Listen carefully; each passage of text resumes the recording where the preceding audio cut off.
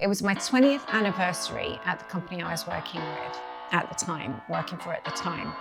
And I got the congratulations email that it's your 20th anniversary. And I just kind of looked at that email and I was thinking, oh my God, whilst I really, I was a project program manager, dealing with really great clients for the company and things like that. And I had tons of really wonderful experience working for them.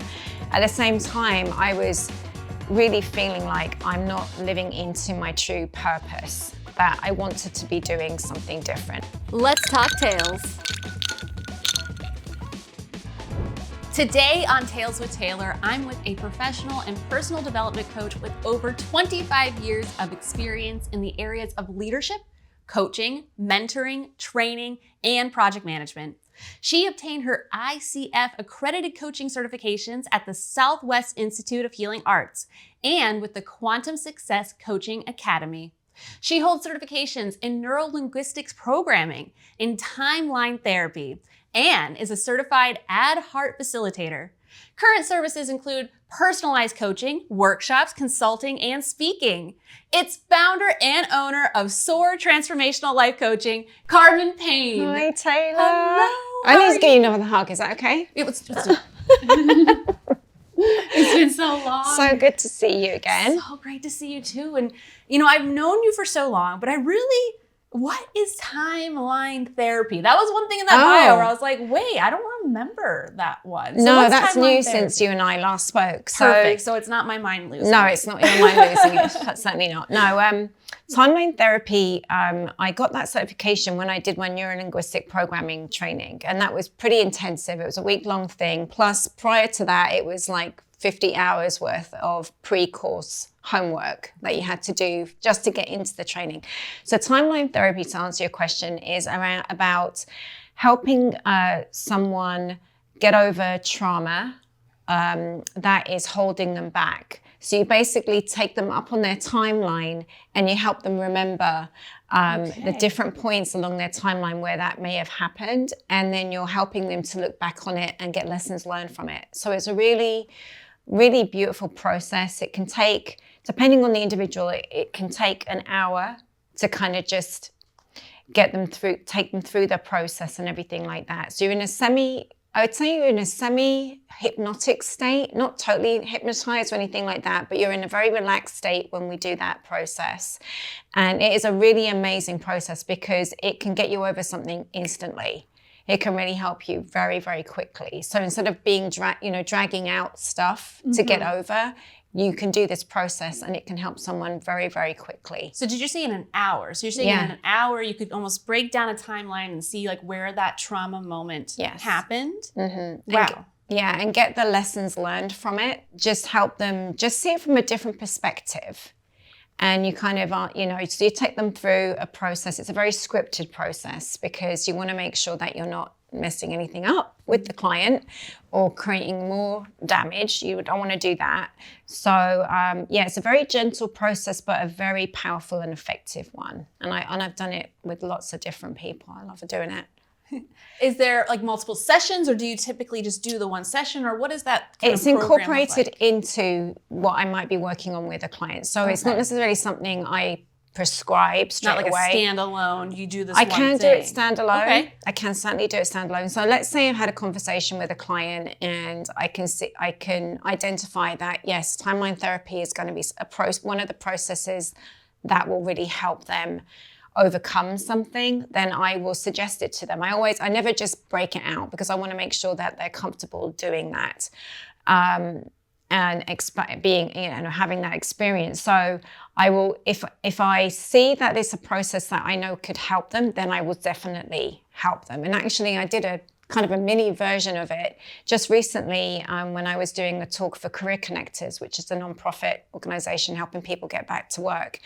And we did a breakout session and I had about 20 people in my breakout room on Zoom, which was really pleasantly surprising. And one of the ladies was having a really hard time overcoming a certain emotion about how she was feeling, about how she was let go. And so I just took her up into her timeline And I said to her, okay, now where's that feeling at? Where's that emotion? And she said, oh, it's gone. And that's how quickly, I mean, literally, it was just that quick. Just took her quickly up above a timeline, gave her a different perspective of what she was feeling. And she said, oh my God, that really helped me. So now when she's going into interviews going forward, she's not going to carry that baggage in the interview with her about how she felt. And so she's going to be able to answer that question about, okay, so why did you leave your last job, in a very different energy space, right? From a much more positive and less emotional space than she was feeling before. So the levels of trauma to me then, doesn't necessarily have to be the loss of someone. It could be as something as, losing your job, anything of perhaps disappointment. It sounds like someone could benefit from this. Is that correct? Absolutely. So there's lots of different emotions that the timeline therapy can certainly help, along with other coaching processes that I use from neurolinguistics programming, from what I learned at Southwest Institute. So I combine everything that I've learned and I just apply what I feel is going to benefit my client the best. Because at the end of the day, it's really about helping them move forward and not keeping them stuck where they are. Excellent. Yeah. The other thing I noticed on your bio was the Add Heart facilitator. So tell me more about that. I love that. It's so funny. People see that and they always ask me that question. I love it. So Add Heart facilitator, that is actually something from the Heart Math Institute. Are you familiar with the Heart Math Institute? Yes. I absolutely love what they are about. So they've been around since the 90s doing really learning about the power of your heart and how it can really serve you, and how it's not just a pump in the body, pumping blood around the body, which is what we typically get taught in school, right? So Add Heart Facilitators was just a very light certification that I took to learn how to do a meditation that uses your heart and your breathing and being in a place of gratitude and just getting that heart-brain coherence. And it's just a really beautiful process. So yeah, that's what Add Heart's about at a very high level. Yes. Excellent. And so, one thing that people are going to notice through this interview is that you have such a beautiful accent. Like, I would listen to you say anything, talk about, you could read a textbook to me and I'm just like, this is the most gorgeous textbook ever. And so can you tell me the tale of where you're from and perhaps where that beautiful accent comes from? Well, thank you. If I was doing this talk in England, they probably wouldn't think my accent was that beautiful. Well, I'm just an American from the East Coast. So for me, I'm just like, that is gorgeous. My mother will watch any show from like Ireland, England, just because she's like, I just want to listen to them talk. So, I love Irish and Scottish accents myself. So I totally get where that comes from. So my family originally, my grandparents on my mum's side emigrated from the gorgeous, I'm going to be totally biased when I say this, but the gorgeous island of Malta. Yeah. And so my whole family originate from Malta, but I was born, my sister and I and my brother and I, were, all my siblings were born in England. So we've got the English accent, but everybody above us, older than us, I should say, generation behind us, have all got, a combination of kind of like a Cockney Maltese accent. It's kind of bizarre, but it's really cute. So so all my generation in the family have the English accent, but everybody older than us, a generation behind us, have the Maltese, kind of a blend of Maltese English accent. It's cute. It's so unique and just gorgeous. I absolutely love it. So thank you. Yeah. Yes. So I did spend some time as a child living in Malta. And I actually moved back to England as a toddler with my mum and my sister. And all I spoke was Maltese. So for the longest time as a child, I actually learned to speak English when I went to school as a 5-year-old. That's when I learned how to speak English. So I couldn't speak any English when I moved back to England because all I spoke was Maltese. Yeah.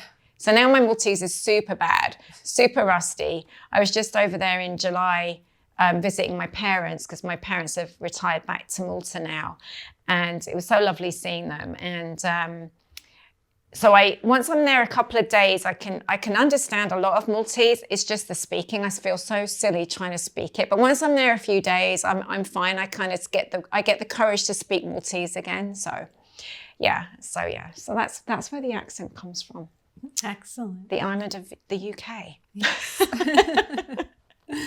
And so I know you have a very extensive corporate background, but something in your heart or something told you that you wanted to do Transformational Life Coaching. Yes. So tell me the tale that you told yourself in order to have the confidence to leave the corporate world and start your own. Well, that was quite the journey for me. What really kind of, I think, brought it to the forefront was, it was my 20th anniversary at the company I was working for at the time. And I got the congratulations email that it's your 20th anniversary. And I just kind of looked at that email and I was thinking, oh my God, once I really, I was a project program manager, dealing with really great clients for the company and things like that. And I had tons of really wonderful experience working for them. At the same time, I was really feeling like I'm not living into my true purpose, that I wanted to be doing something different. I was really burned out. I was stressed out, tearing my hair out, project manager, could never relax. And I just felt like that email for me was just kind of flipped a switch in my mind to say, okay, what do you want to do for the rest of your career? Do you want to be doing this or do you want to be doing something else? And that's really what turned things around for me. So I decided that I looked back on my career and thought about, okay, what really motivated me and made me jump out of bed in the mornings in my career, that I was excited to actually go to work and not getting that pit in my stomach about dreading to go into the office, which was happening quite a lot at that time.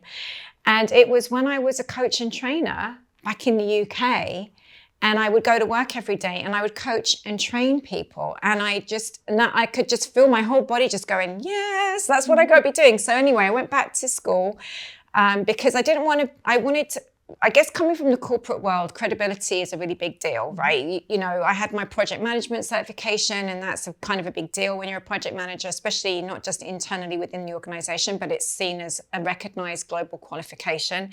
So I wanted to kind of get some certifications behind me. So if anybody asked me, well, what makes you qualified as a coach? I could actually say, well, I'm certified as a coach. And I felt much more comfortable standing behind that than just hanging out my sign and saying I'm a coach. Right.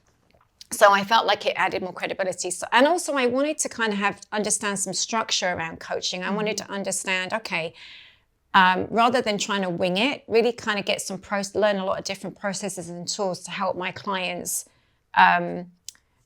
move forward in their life, right? Help them go towards what they visualize, what their vision is for themselves, and get them unstuck and things like that. So that was a really helpful thing. I'm really glad that I did that I took the time to go and get my certification. And then once I did that, then I felt very comfortable about saying to people, hey, I'm a coach. Right. Help give you that extra bit of confidence because you had that paperwork. That's why do we go to college? To have that paperwork to say someone else says I'm an expert. Right, exactly. And I'm always learning as a coach. I'm always learning new things. I love learning from other coaches who have different backgrounds, and then I'm very much a lifelong learner. So I'm always, looking at what else can I learn to help my clients, help me stay confident and up to date and current as a coach and things like that. So that, so over the years, so that was back in 2013 that I started getting my life coaching certification.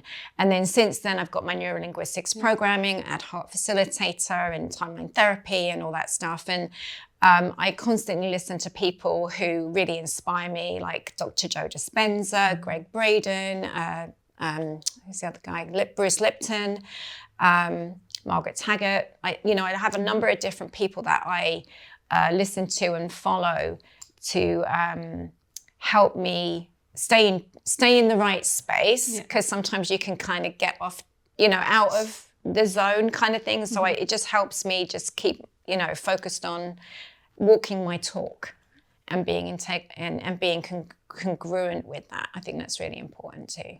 Awesome. And along those same lines then, I always love getting like book recommendations and podcast recommendations. So what are some of your favorite, tales you've ever read or ever heard that you would recommend to people? Well, one of the books, another pivotal moment for me was my partner at the time suggested, because, I think he was tired of me coming home from work being this stressed out, ratty, moody person. And fair play, right? Because you don't want to be like that with your family and stuff. So but it's so easy to be like that when you're most comfortable. It is, because you've got to be this, you do that, right? When you're with strangers, you could be freaking out inside, but you're totally calm. But then as soon as you get to someone comfortable, you're like, I'm freaking out, and I'm gonna let you know. Exactly. And it's not fair on them either, right? Yeah. So, and I recognized that I wasn't being the person who I wanted to be because I was constantly stressed out, and I was just thinking there has to be another way. So one of the books that was recommended to me was The 4 Agreements by Paulo Coelho. I never can say his name, but if you've ever heard of the book The 4 Agreements, it's a really great book. And I would say it's kind of, people don't think of it as a leadership book, but I think it's one of the hidden secrets of leadership. Is I just absolutely love that book. And it kind of started me on this journey as well of going, okay, what do I want to do with the rest of my career? What do I want to change in my external environment that helps me show up and thrive versus being constantly in this state of stress, right? Which I was at the time. And after spending the weekend reading that book, because it's a quick read, I just decided, okay, I'm not going to try and apply all the 4 agreements all at once, but I'm going to pick the one that really resonated with me the most. And it was, don't take anything personally. And the reason that I resonated with that so much is because I'm very empathic. So if somebody says something to me, if I was in a project meeting, for example, and the stakeholder wasn't happy, one of the stakeholders weren't happy in that meeting about how quickly we were getting something done, or maybe a requirement wasn't quite understood correctly, I would take that on personally, and it would add to my stress.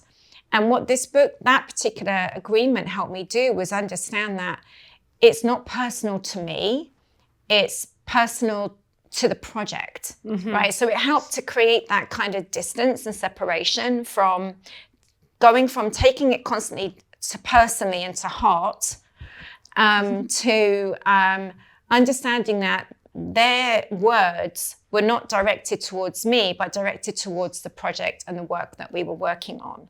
And that separation really helped me to kind of get another perspective on it, and actually see them from a place of compassion and empathy. Because when I was able to kind of not get on the defensive about what they were saying, or take it to heart and be hurt by what they were saying, or stressed or overwhelmed, or whatever emotion might have been coming up for me at the time, it helped me to kind of go, okay, this isn't about me, it's about this, and how can we fix this, and how can I look at that person with from my heart space, right? With compassion, with empathy, trying to understand, okay, they're saying these things because somebody behind them is in their ear as well, or they're under a lot of pressure to deliver something, and I'm just I'm hearing the brunt end of that. Right. So when I started to actively practice not taking things personally, that just then bled everything, all the other 4, the other 3 agreements sort of started to kind of fall into place. So I would just say to whoever's listening to this podcast, if you are a stressed out individual, work is really toxic for you, or your job is very toxic, and you've maybe got a toxic boss or toxic team, or whatever it might be for you, read the 4 agreements as a starting point, because I really feel that book really helped to shift my mindset and shifted how I showed up as a leader, because I'm leading teams to deliver huge projects. And so when I shifted how I was showing up, everything in my environment shifted. So it started with me, right? So that's one book I would really recommend that people read. And then the other book I would recommend is by Joe Dispenza, Becoming Supernatural. Okay. I dip in and out of that book. I just kind of pick chapters that I'm really wanting to kind of maybe focus on for whatever reason. Maybe I have a client and I'm like, I just want to kind of dive into what is he teaching about that?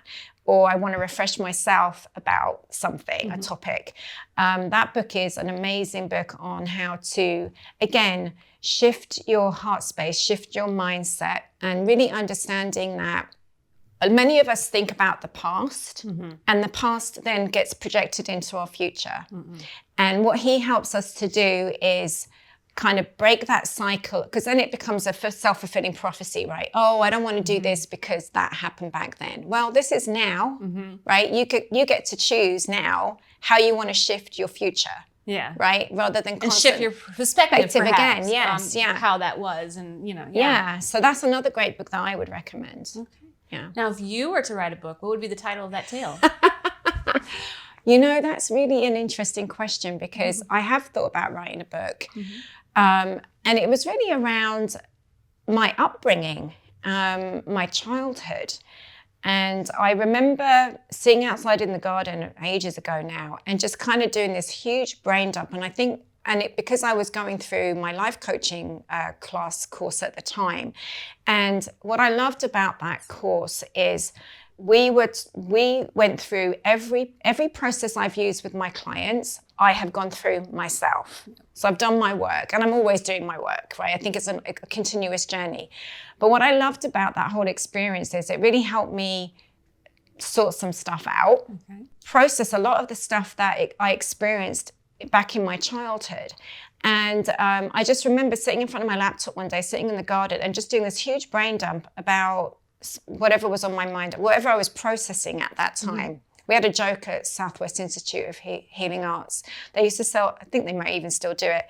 They sold these T-shirts saying, I'm in process, or something like that, because everybody going through that program was processing something. That's true. And it was processing, still processing. Still processing, yeah. And I think, whenever you're faced with a new challenge in life, I remember somebody else saying, I can't remember where I heard it from originally, but somebody said to me, I was in a seminar of some kind, and they were saying like, new level, new devil, right? So every time you're upgrading in your evolution of you as a person, or in your business, or in your life, what you think you've processed may come back again, just in a different way.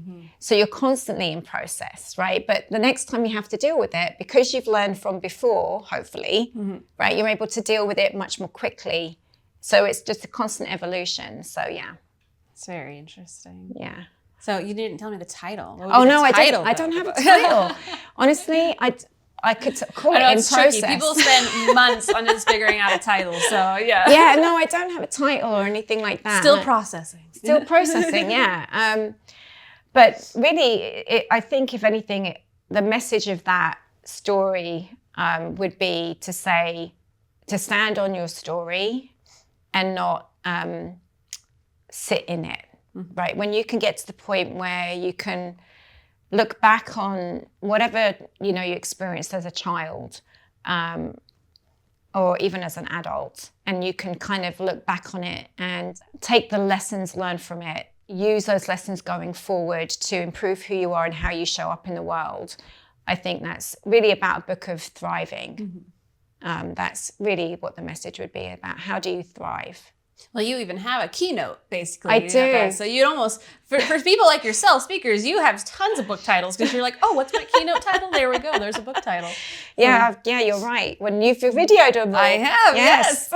You are my videographer. So you and Eric. So yeah, no, and I have to tell you, it's funny because my sister reminded me of a story I shared with her about the very first time that you ever videoed me. Yeah. When I was giving a talk on getting clear on what you want. And that was in Coolidge, Arizona. So, and I remember it was my very first talk ever, first keynote that I was giving. And it was to those kids, right, who were going, next adventure was college or what have you. And I think it was like 150, 200 students. I can't even remember now, but it was a lot. It was a long room. Yeah, long room. full of students and teachers. Lecture style sitting. Yeah, and I just remember being absolutely terrified of giving this first talk. And I needed to go to the bathroom. I didn't know whether I was going to throw up or whatever, right? So my stomach was just churning. And I remember you wanted to mic me up. And as soon as you started to do the miking, I could just feel like the nerves were just like, oh my God. And I'm just saying to you, I don't know whether you even remember this, but I think I said to you, I don't know whether I can do this. And you were like, Carmen, you've got this. You're going to be great. You look beautiful. And just gave me this big pep talk. And I was just like, yeah, I have got this. Thank you, Taylor. Yes. And so then I went and did my power posing in the cubicle. Yes. I went in the toilet and I was power posing in the cubicle because power posing for a couple of minutes really helps to reduce your cortisol, which is your stress hormone, and increase your testosterone, which is your confidence hormone. Mm-hmm. So I did that. I tried to walk my talk. So I did my power posing in the cubicle of this bathroom in this college, in this school. And then I came out and I wasn't completely nerve-free, but I had transmuted that energy of really being terrified into feeling really confident and excited to go do my talk. Yeah. And it turned out okay, right? We'll definitely have a link to it here so you can check out what that video was like. No, you did fabulous. And it's amazing. I do a lot of speaking and I teach a lot of people how to, perform on camera and things. And I guess for me, I'm always amazed, the nerves, how nervous people get. Mm-hmm. And, on camera where your nerves were honestly more valid because you were live. I was live. That is definitely a scarier situation than going on camera. I'm like, you can do it take 2. You can do it take 3. It doesn't matter. But yeah, when you're live, it's and I know for you, it was that you want to make sure you had an impact. And I think too, as a speaker too, whenever I just did a talk a couple weeks ago and it's just at the end of it, you're you want to hear those oh, thank you. I really learned something. You're okay, good. I taught someone something. So this was worth it. But yeah, when you want to make sure you're making that impact and you're live and but you did fabulous. Thank you. And I don't know whether this will help anybody else who's thinking about going out to speaking, but I did a program with Lisa Nichols and Christy Whitman. And if anybody knows Lisa Nichols, she's an amazing motivational speaker. And then Christy Whitman was my coach for my second coaching certification with the Quantum Success Coaching Academy. Mm-hmm. And they partnered up to give a speaking program. And I remember being in one of the classes that they were giving. And Lisa Nichols said, the talk isn't about you. Mm-hmm. It's about them. Mm-hmm. And I remember being in the cubicle doing my power posing just before that very first keynote I gave. And just from having her voice in my head and going, it's not about me, it's about them. You're doing this in service of them. Mm-hmm. Even though for me, it felt like a hugely judgmental moment, right? Because you're going to be standing in front of how many people and you are being judged. Without a doubt, right? Yeah, that's just human nature. It's human, right? Especially kids, especially teenagers. Yes, exactly. And I'm like, oh my God, this is what I chose. It's my first keynote, this audience, but it was go big. Right? Go big. It's yeah, exactly. So once I remembered that it's not about me, it's about them. That just put me in it totally shifted my energy around standing in front of this group of kids or young adults. I don't know. Right. Young adults. And once you're out of college, they're all kids. You're all kids. All kids. I'm a kid still to my other half's mom. Yes. She's like, you kids, how you kids doing? And I'm like, I'm 50. 50. But then it gets to an age where you're like, you can call me. It's okay. Yeah, I just think it's sweet. So, I was standing in front of this group of young adults and just knowing that I'm in service for them and hopefully, even if one of the kids got my message, my job was done. Exactly. And I was fine. It wasn't about the masses getting that. Not everybody would necessarily resonate with everything I was sharing that day. Mm-hmm. But if 1 or 2 kids got it, then that's it. My job was done. And I've had, on occasion, when I've given that talk, I've done that talk now at a few different high schools and things like that. And I never thought I'd be speaking at high schools and to troubled teenagers and things like that. And I remember going to another school where, the poverty lines were quite low and things like that. So these kids, I should say, had poverty. They were dealing with poverty and things like that, and maybe not necessarily a great home life and stuff like that. And I went and gave my talk on getting clear on what you want, that talk, to those kids. And a couple of days later, it makes me emotional. A couple of days later, I got an email from one of the kids at that school who had actually bothered to take my email address and let me know that after listening to my talk, she was inspired to to become a marine biologist, and she was going to go do that.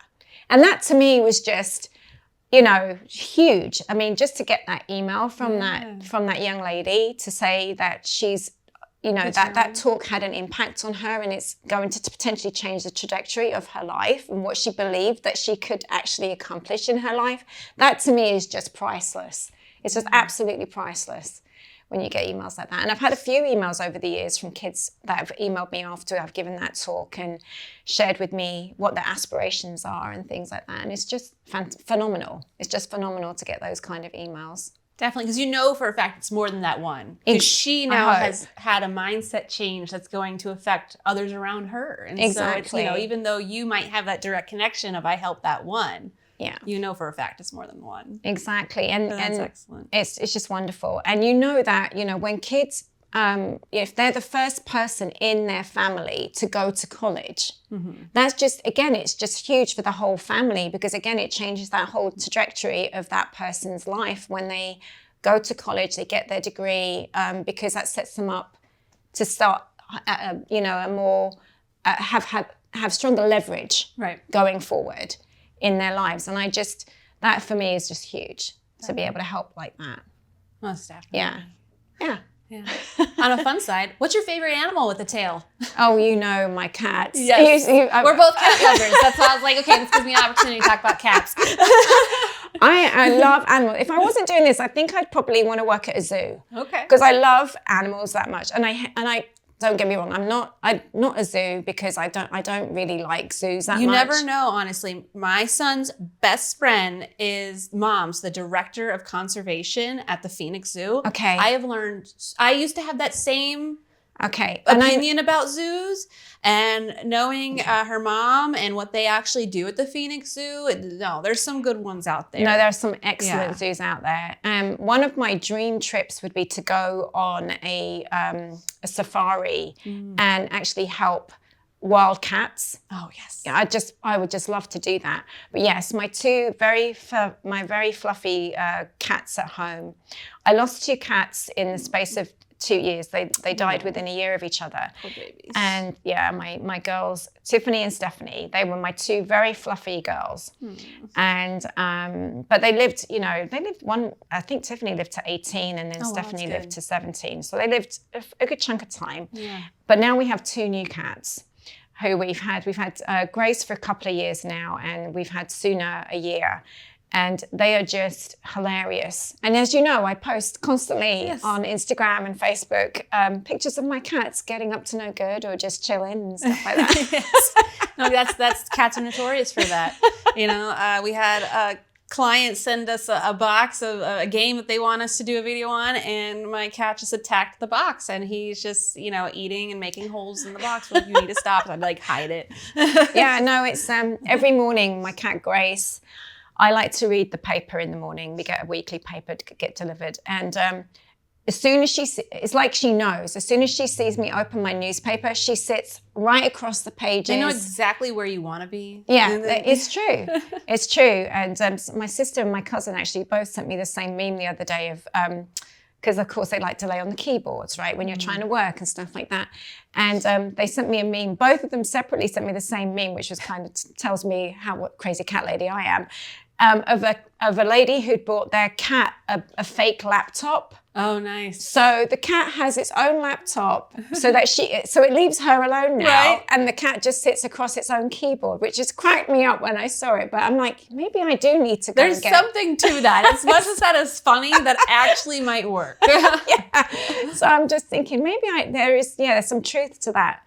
But I just know my cats, they'll probably just ignore that laptop and come sit on my keyboard still anyway. Yeah, because they know that you're not paying attention to it. See, that's the key. You got to pay attention to it. And then it's, it's just like my kids. We can literally have the exact same meal on our plates, but they want mine. They still just want mine, even though I'm like, we have the exact same thing. Yes. I have to show that I'll eat theirs, and then like, oh wait, don't eat mine. I want it. It's just...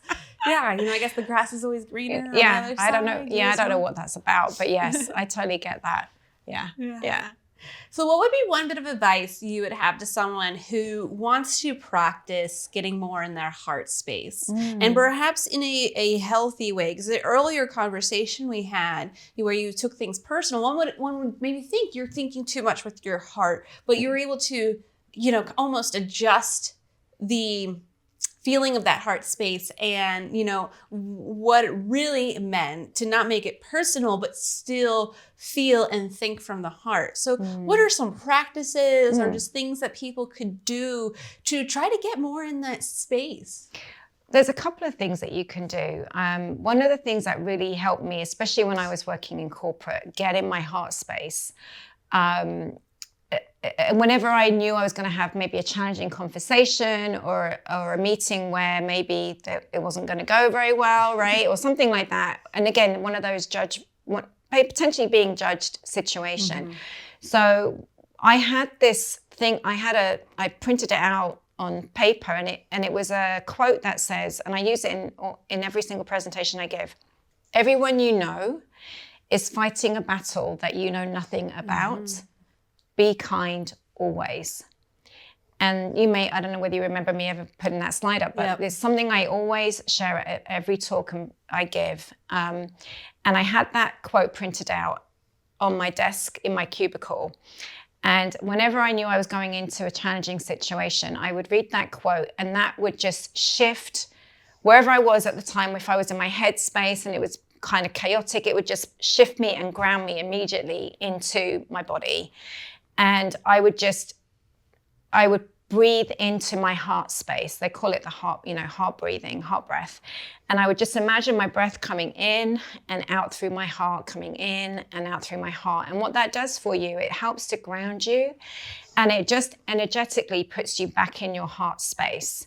And then from there, you can be more compassionate and empathetic and sympathetic to whatever situation you're walking into or dialing into or videoing to, right?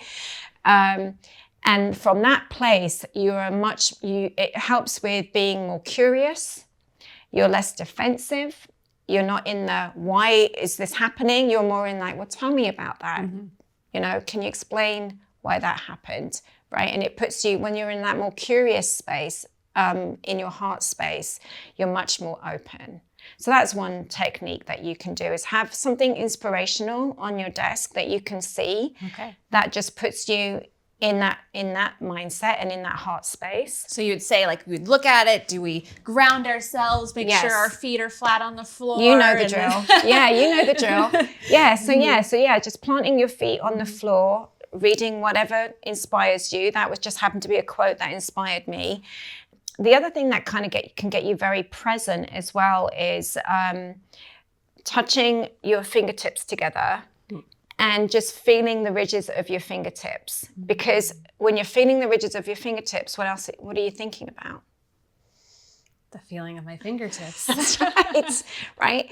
So it gets you right in the present moment. So whenever you're feeling any kind of overwhelm or anything like that, and you know that you want to show up differently to a conversation, whatever that might be, with your kids, with your spouse, right, with a loved one, colleague at work, right?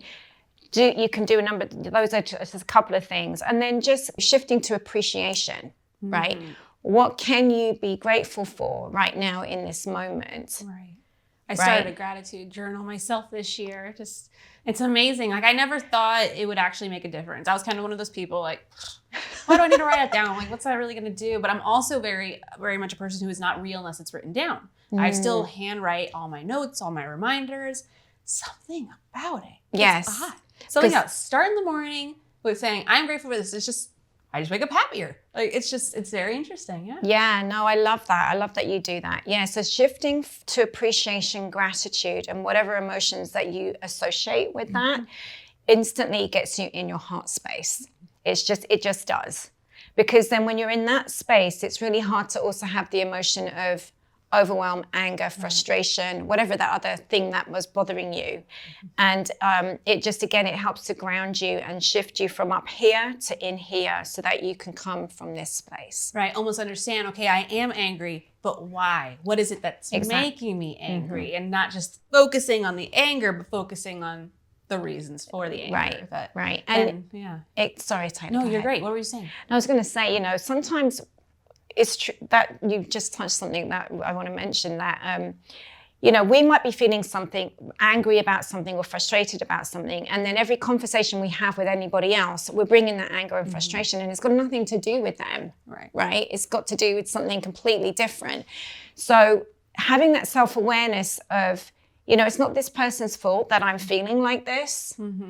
This is about me, and I need to manage my emotions. So having that emotional intelligence or that emotional maturity to kind of have that self-awareness. Like the other day, I'm going through menopause, okay?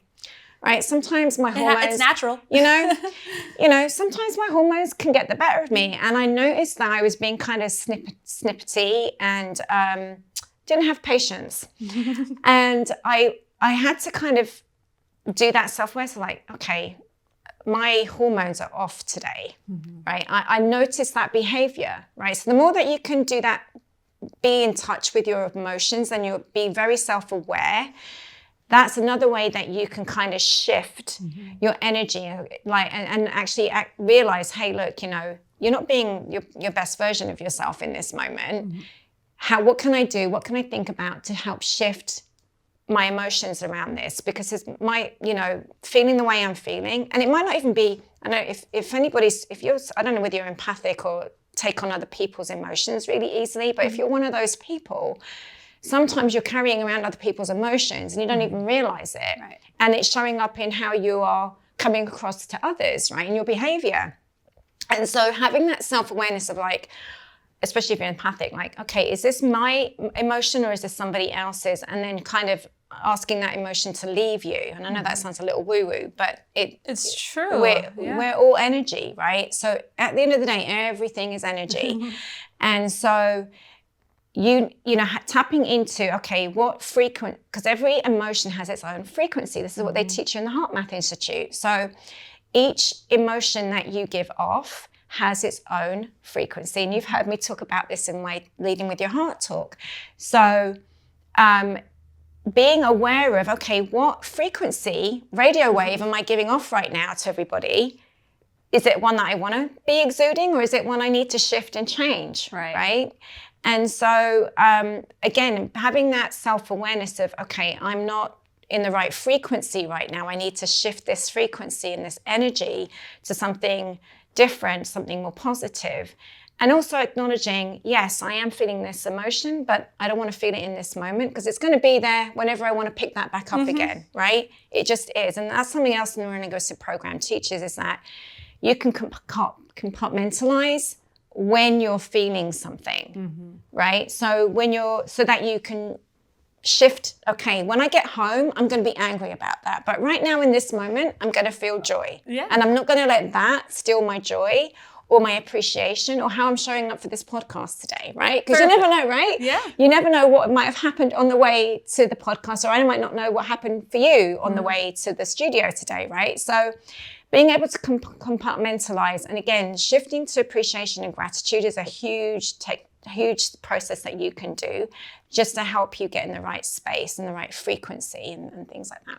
Definitely. That reminds me of something. I wish I remember the author, but it reminds me, I heard a phrase, sorrow birds will visit, but don't let them build a nest. Oh, I love that. And so, things are going to happen. We're going to get the blues. We're going to have the sorrow birds, but just don't fester it. Don't let them build the nest. That's really that's brilliant. Yeah, I wish I remember the author. I'll have to look it up and let you know. But it's something that I read, this morning, and I was like, oh wow. No, it's true though, so and true. We can play this. It's like maybe you've had a conversation that made you feel a certain emotion and a certain negative emotion, and then you go off and maybe you're driving and you're kind of playing it over and over and over again in your head, right? It's that repeat loop, and then you're building that energy, right? So you're constantly feeding that emotion. And I read that it takes 90 seconds for you to shift from one emotion to the other.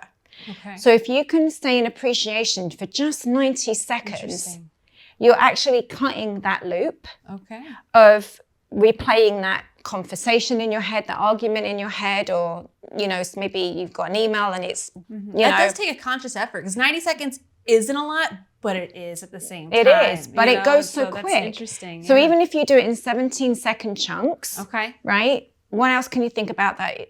How can you improve on that thought? So doing that for 90 seconds in maybe shorter chunks of seconds will help you get through it. And you'll be amazed at just at the end of the 90 seconds, because you get to choose how many times you play that loop in your head. You get to choose, right? So yes, you might be feeling pissed off, angry, whatever it might be, but you get to choose how long you sit in that and fester in that. And let it build a nest. And just let it build a nest, exactly, to your point. So, okay, now you have that information that it takes 90 seconds for you to shift from one emotion to another. What are you going to do with that information, right? You get to choose. You always get to choose. That's so powerful. So who would you say are your best clients? Is there is it the corporate, people? Is there a certain demographic you tend to work best with, it's amazing because I work with everyone. When I was first starting my business, I'm like, you've got a niche. You have to have a specific client in mind. And I really struggled with that. What I found over the years, because I've been doing this now for 11 years, but even when I wasn't a certified coach and an official coach, so to speak, I wasn't putting my name out there as a coach, even in corporate, I would have directors come and sit on my desk at work and go, Carmen, man, this is, and I'd be given one-on-one coaching sessions with directors at work. So I work with clearly corporate people, right, at all levels. Mostly I work with people on leadership and also career. A big chunk of my clients is career. They want to either do better where they are, they want to be able to thrive where they're at, or they want to think about where they're going next. And I absolutely love working with, I've got a lot of leaders that I work with, and I love working with them because, it doesn't matter what job title you have. At the end of the day, it's the human being that shows up for work, right? And they're still humans, and we can sometimes feel intimidated by, I'm VP of this, or I'm director of this. And at the end of the day, it's just the human on the other end of my video screen. I do everything virtually. That's dealing with something that we don't know about. Right, exactly, right? They're fighting a battle that you don't know about. And so I work with a lot of leaders. I work with a lot of professionals, project management professionals. And I can really, of course, having been one myself for 16 years, I totally relate to what they're going through. So I'm super grateful for my corporate experience because I find that it really helps me with my coaching because I can actually put myself in their shoes, regardless of the level that they're at, and really help them talk through things, walk through things, shift their mindset on something. And I remember another coach that I really love. Oh my goodness, what is her name? Marcia Reynolds? I think it's her name. She's written a number of books on coaching. But she's written this book called Coach the Person, Not the Problem, right? So right? So they may say, I've got this problem. Well, okay, how are you contributing to that problem, right? What are you doing? What's your behavior doing?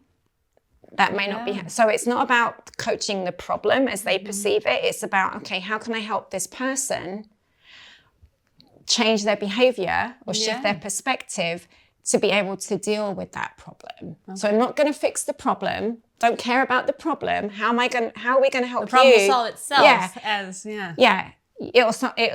You're coaching the person to deal with that situation because that problem might come up multiple times. Right. So Very interesting. Yeah. So I love that book because again, it's like we're fixers. We're natural fixers, right? We get a problem and we want to fix this widget, or something's broken, we want to fix it. It's not about fixing it per se. It's about shifting behavior, changing behavior, because that will then change what's going on.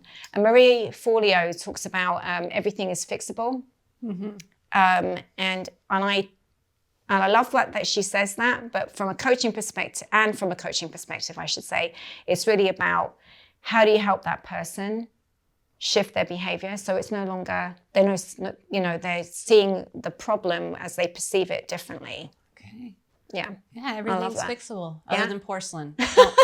Shattered porcelain's done. It's true. It's good. Thank goodness we're not porcelain. Yeah, so. Exactly. Yeah. Well, Carmen, this has been so much fun. I know we're going to have tons of links for people to stay connected with you, but verbally tell us, what are your favorite social platforms? Where are you most active? How can people stay connected with you? Well, I am on Instagram, I'm on Facebook, I'm on LinkedIn, and my niece, Saffron, who is one of my sister's kids in the UK, she's going to set me up on TikTok.